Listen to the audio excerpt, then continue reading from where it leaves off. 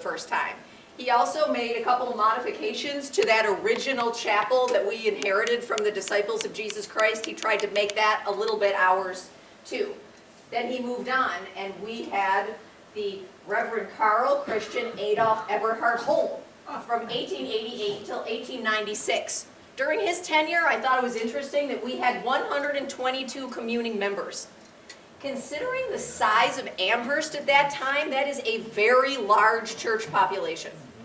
Amherst was not large back then. So for us to have 122 communing members in here, given the other churches that were already in Williamsville, I mean, we still had St. Peter and Paul's, we had the Baptist church, there was a hotbed of religion right in Williamsville. The fact that we were doing that well was pretty impressive.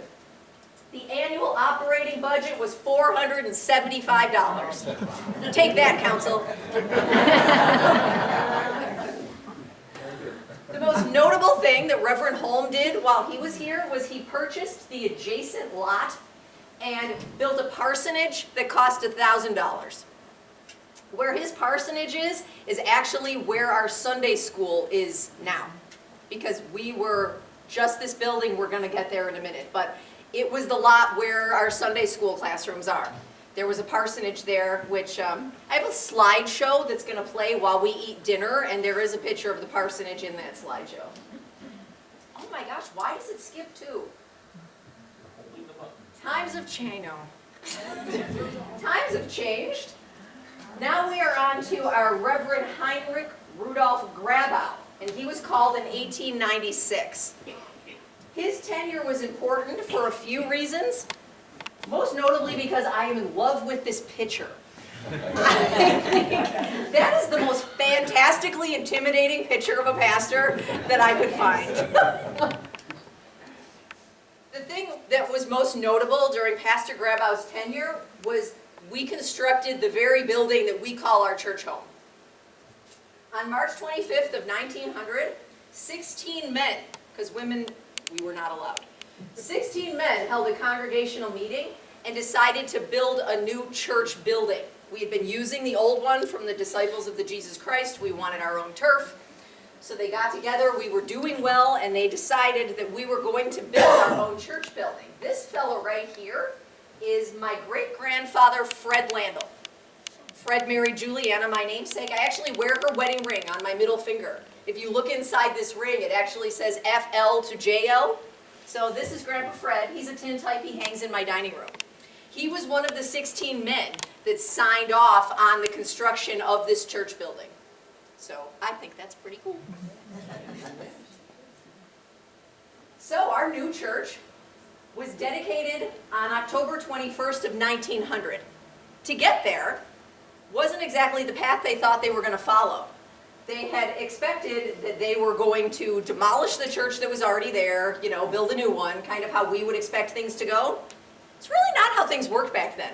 For as much progress as we have made, the one thing that I always find fascinating when I look back at history is how they thought nothing of picking up a building and moving it somewhere else.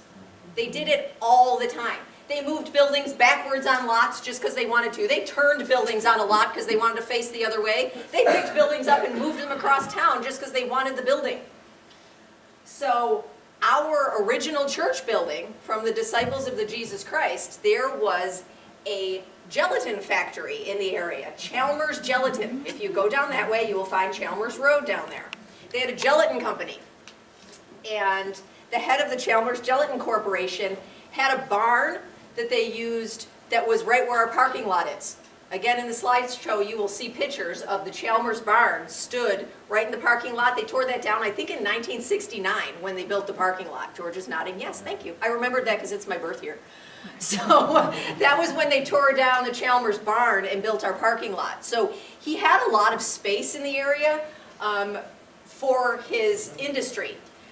They used their plot down on Chalmers Road because there was a natural spring that ran through the property, and that was why the gelatin factory began in the first place. So nevertheless, Chalmers wanted the original church building. So he paid us a tiny sum of money, picked up the original church, and moved it down his property to use it for a warehouse. So because that had happened, we were left with the original foundation from 1839 from the Disciples Church. And we decided, well, it's there, the other church is gone, we made a little bit of money, this is nice and easy, and used the original foundation from the 1839 church. So when you take a walk around outside and you see our church's foundation, that is 1839, yes. When we came, there was mold in what is the youth room, and the drywall had to be taken off. And you could see the original foundation and the hand tool marks. Yeah. I think the granite. It's fascinating. Wow. So yes, that is our little bit of history that is still out there, the history that we inherited when we bought this place. That goes all the way back to the Disciples Church. The one thing we did do was put in our own cornerstone. I'm sure you all know our cornerstone, 1900 in the front, that we opened on our anniversary. So we did do that, but used the foundation that was already there. So total cost, I love this, total cost, $2,958 to build our church building. Carpentry was $2,040, altar and pulpit, $160, labor $758. That's what it cost to build this church right here. And that's all that it was. There were no other additions. It was just that building right there. Stairs came down the front. We're going to talk about that in a minute. Original character still remains, details a little bit different. This is the oldest surviving picture of our interior. I love this picture. History geek in me gets all warm and fuzzy about this picture. Our original altar, dark wood. Everything in the original church was dark, including this carpet that was patterned, and our very tall pulpit used a ladder to get up there. Really good view. Pews were dark. Interior was very dark. So was the exterior at that point. But this is the oldest surviving picture we have. It's from 1901. What's unique about this picture that you're not going to see in any of the ones coming up afterwards is that we don't have an organ yet. We will talk about when we got the organ, but we didn't have it yet, so this window is completely visible. Now neither one are, this one or this one. This is behind the chimes, that's behind the organ. You can see them from the outside, and if you were at the annual meeting, you know that they need some attention, and we'll talk about that at the end. But originally, you could see them from the inside of the chapel, and they were stained glass windows, which the rest of the building was not. So this picture is a little bit of a unicorn because it is the only one that shows those particular things. So, interior, like I said, we had 2 stained glass windows. There were 4 side windows, 3 narthex, 2 balcony, but they weren't stained glass yet. They had panes, you can see them in some of the other pictures, but they were not stained glass. We had gas lights in the ceiling. Oh, I should go backwards.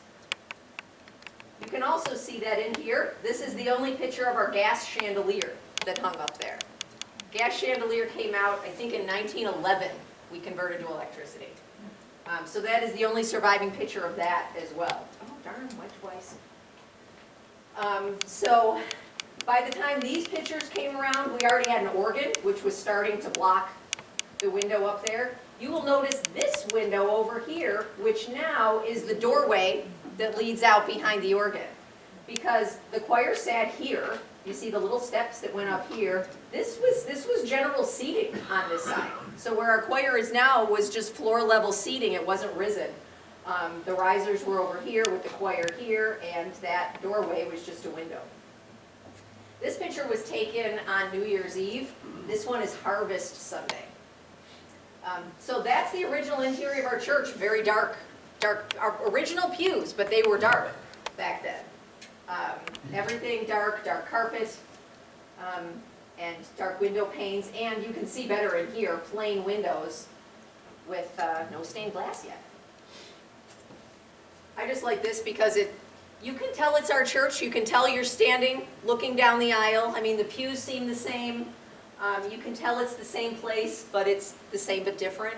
This is another Harvest Sunday. And you can see the lights. They were electric lights by then, but they were still really unique lighting fixtures. And you can see the ceiling. Darn it. I have button issues. You can see our ceiling didn't have the arches yet. It was still the tin ceiling, but it did not have the arches yet. That was a renovation that we haven't gotten to. So I think